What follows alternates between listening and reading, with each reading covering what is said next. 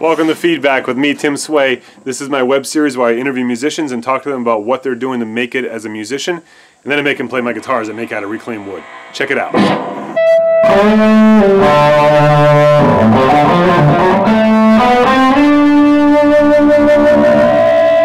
I'm Mike McDonald.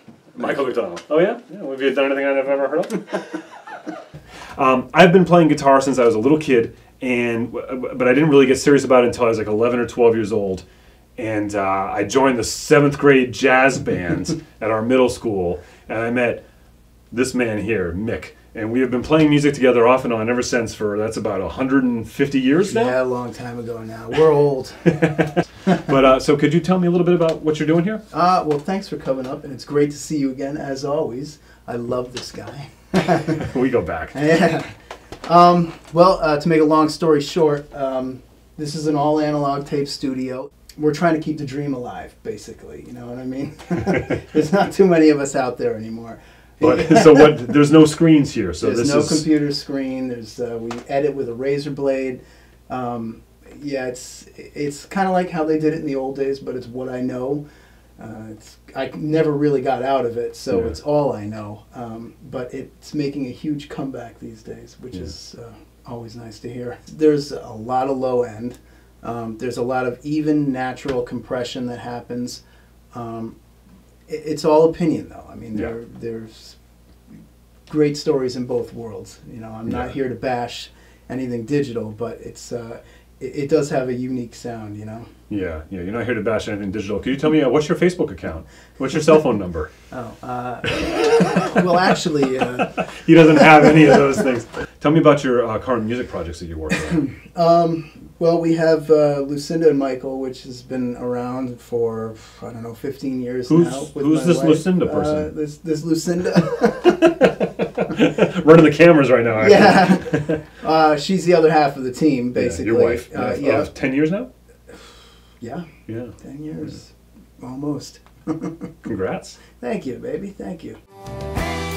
That was long ago when the days were old. Let's wine from grails of gold. It was a king that said, love is all we owe.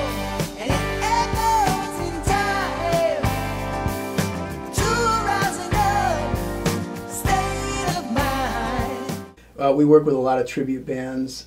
We do a Neil Diamond tribute, an Elvis, Peter Frampton tribute, Pat Benatar. So there's all that. We sub for whoever. Basically, what we're trying to do is make a living doing something in music. I used to do that, and I brought that over to what I'm doing now with making things. As I always say, multiple streams of income. Like you have to have multiple gigs. So if 3 of them fall apart, you still got 7 more. Yeah. Yeah. So it's a living, It's really not bad. We actually just finished up an album about a month ago of Cassandra Kunkel, who was really great. She's 18 or something like that, and she just writes these amazing songs. So we just wrapped that up.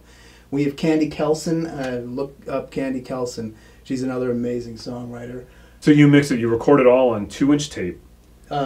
Yeah, sometimes it's 8-track, sometimes it's 2-inch, 24-track, whatever. Okay. Whatever the project calls for. Right, if you don't need the whole. Yeah, and you, like you said, when you do edit, so for you millennials out there, we used to use these things called tape, and it's basically just like picture like undoing masking tape. When you cut and paste in iMovie or in any of your sound programs, what that comes from is what he's actually still physically doing is in order to edit something out of a song, you physically cut the tape with a razor blade and then paste it back together with tape. With the right part, and you really only get one chance. Yeah, if you cut the middle of the guitar solo and you cut off the note you want, that note's gone. Just the width of the razor blade's half the note. Yeah. Yeah. So you kind of have to get good at stuff like that. But so you're using your hands too. I mean, it's not just your ears. Working with your hands. Yeah. Everything, right down to this. It's not on a screen. Everything has a control, has a purpose. And there's no presets. Can you preset them so they're programmed and they'll move back there later? No. So you have to write it all down. Like at 1:07, I want to move this knob up 10 degrees. No, it's a live mix every time. Yeah. But now I hardly ever get to see you. I'm glad I got to come back. But now we're going to play some of the guitars that I've been making because I've been looking forward to it. we actually filmed this once before, but my camera and I didn't do it right. So we're back. I left the guitar with you, what was it, like 2 months ago, a month and a half ago? Yeah. Dude, I love having it here. It's been a great addition to the studio. We've used it on many recordings now, and a lot of people have come in and out and played it, and Cool. they're just falling in love with it, you know.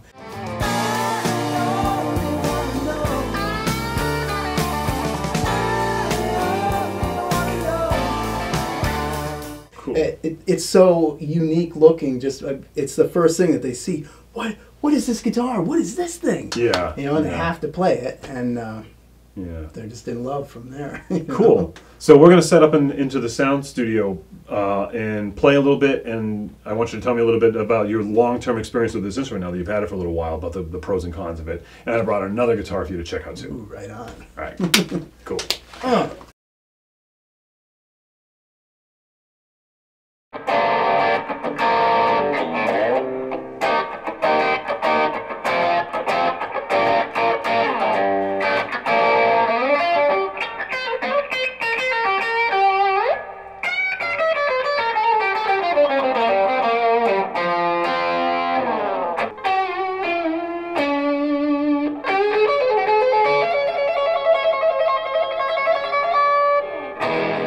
Can you go up on it too?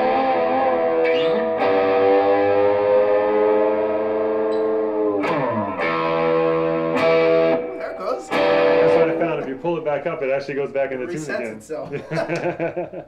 So when I can't, I left this guitar with you for about 6 or 8 weeks now. Yeah. And you've used it on a couple recordings, Yeah. and you've played it, and you like cobwebs. Well, you know. Tell me what you think of this guitar now that you've had it for a while. I've definitely become attached to it.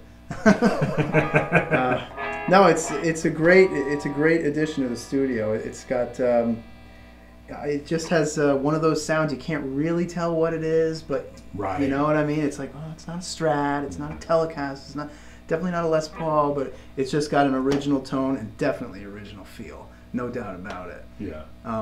And my approach to like doing especially like solos and stuff, because that's really what I like it for, is just unrehearsed, go into it completely cold, whatever happens, and the guitar will almost lead you the way. Does that make any sense? I mean, I don't know. Yeah, no, absolutely. Yeah. And a completely different guitar will do that. And Well, someone said once that every guitar has a new song in it. Like, so every time Yeah, you pick right. up a new guitar, it has a new song. That's one of the reasons why guys like us buy so many guitars. Yeah. What do you usually play? for leads. Or, Yeah, your main X. Yeah. Well, I've always been kind of partial to a Les Paul, just because a lot of my favorite stuff was done that way.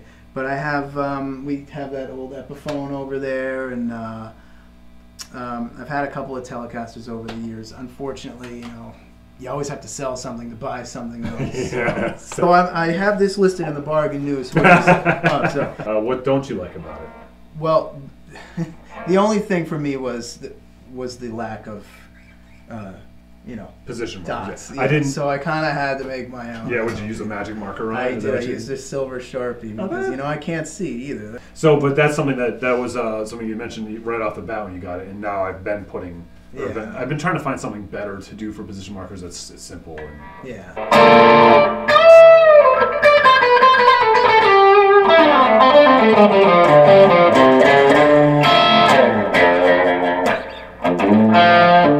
It's addictive. Play these things for 30 years. You're not tired of it yet? No. All right, let me bust out the other one. Yeah, man. Get the other guitar. Look at this. Wow, man. Nice neck. You like that? Oh, yeah, yeah. It's a little different than the other one. It is. Wow, dude. Yeah. I like him kind of fat. Wow, the frets are beautiful. And look at that, dots. And it plugs in too. It plugs in.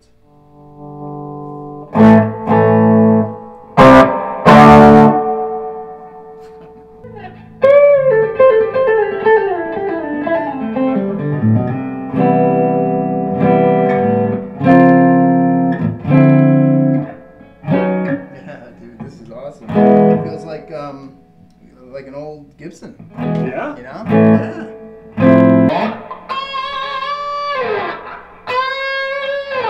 Yeah. Yeah.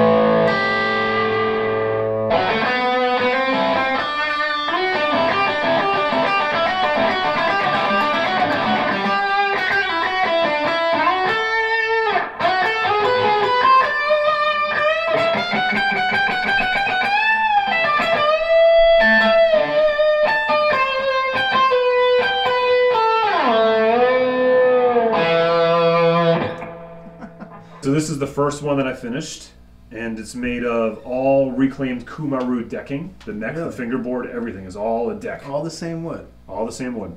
Yeah. This has a slightly different finish on it than this and this, so that's why there's some slight color variations. Wow. But and this is decking from what? Do you know what it was? It's from Brazil, and it's kind of like they call it Brazilian mahogany sometimes. Yeah. And it was from a lady. She's a customer of mine, and she ripped her entire deck out. She's a rich lady. No, ripped her they entire can do deck that. out and put Trex in. I can't really. Look, they're all great, you know, but there's no doubt about it. They just keep getting better all the time, you know. Thanks, man. Seriously, the fret job on this is like, I mean, it's like something you buy off a top shelf. Seriously. Cool, man. What do you think of the neck? It's a little thicker. Dude, I love the neck. That's all right. Don't be shy about that, man. I like a little backbone to it. See, I thought you would like that one better with that real skinny petite neck. Shows what I know. Yeah, no, I mean, I like them both, but this feels better. Yeah. Like for my, I don't know, for my hand, I guess. Yeah. Yeah. You know. Oh, I like this one better too, but I got the bass player hands. Yeah. You know. Yeah. Well, I play a lot of acoustic. You know, a lot of the gigs we do is acoustic, and that's got a big wide neck, and it's just. But again, this will make you think of something totally different to play than a skinny little Les Paul neck, and it's just the way it's set up. Yeah. You know what I mean? Yeah, man. Sometimes that's all it takes. What's this? What is this made out of? An old piano key. Get out of here! Yeah, the piano key, ebony. Yeah, and then you put there is something on it. It's a water-based varnish. It's not like birds aren't falling from the sky. Yeah. You know, it's like spray. You want to take the time to look at one more real quick? Yes, I do. And I might need to. Whoa, the switches on this. Okay, see if you can figure out how to turn it on. Is there a trick to it? Is it a push pull? An off switch. So instead of putting a three-way in, I thought it'd be fun to do that. So if you want to switch them both at the same time, you have to get good at, like, you have to do the double finger to. Yeah, right. Yeah, now you're getting it. Because it's like, gives you something to do, you know, like kind of cool looking. Like. It gives you something to do while you're playing the guitar. I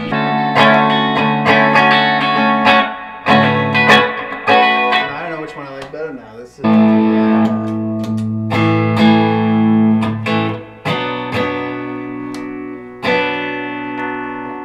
Wow, and this feels like a classic telly, man. You know? It sounds like it. I never had a telly. I never played it.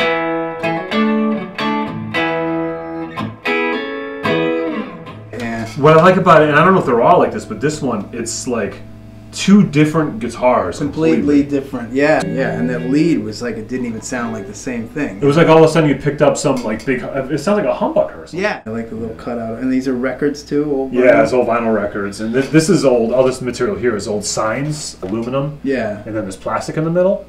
And then aluminum on the other side. So that means that I don't have to buy any shielding material either because the whole thing's shielded. Yeah, right? So I just sand off the graphics and get that kind of brushed aluminum look, you know? Yeah, man. What is this made out of? What type? This is a pallet, a shipping pallet. Really? Yeah. Oh my God, no way. Well, it's ash. my neighbor was getting some stone work done. And he had this pallet. It was an inch thick. This is just the thickness of the pallet because they have those heavy stones on it. Yeah. He's like, you want this? I'm like, yeah. I plane it, run through the planer. It was freaking ash. Wow. And that's what they make guitars out of, anyways. Yeah. You know. What do you think of this neck? Do you like this one better, or which do you like? Well, this is similar to that. It's got that same feel, and I gotta tell you, man. Now that I've played it, I think I might like it better than the little skinny one. Yeah. You know. I think so too. The skinny one is sort of the old file. This is like the updated. Yeah. And these are more stable. Like you had mentioned that one you felt like it needed a truss rod adjustment. Yeah. And it's because it's August now, and it was like June. Summer adjustment. Yeah. No, this is great, dude. Really. This would actually be great to record with this. Well, we can. I'll leave this one with you, and take that one back for now. Yeah, and I'll borrow this for a couple days. Cool, man. I love it. Wanna rock and roll? Yeah. Yeah, let's do that.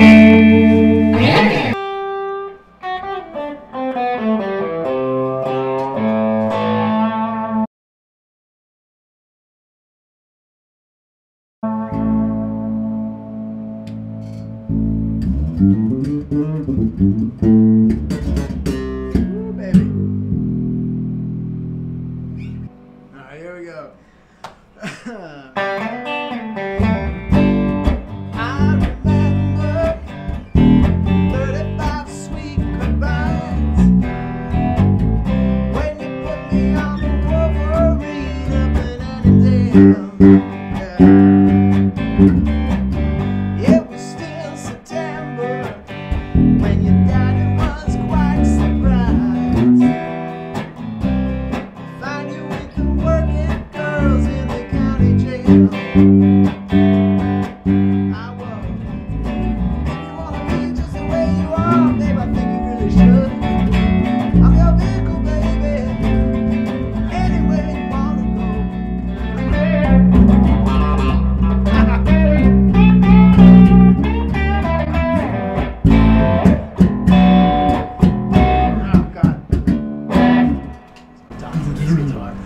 There's plenty of dozen. I still can't see them, man. What do you mean you can't see those? They're huge. Yeah. I need them on the top, too. Oh, I didn't put I know, them I down. got high standards.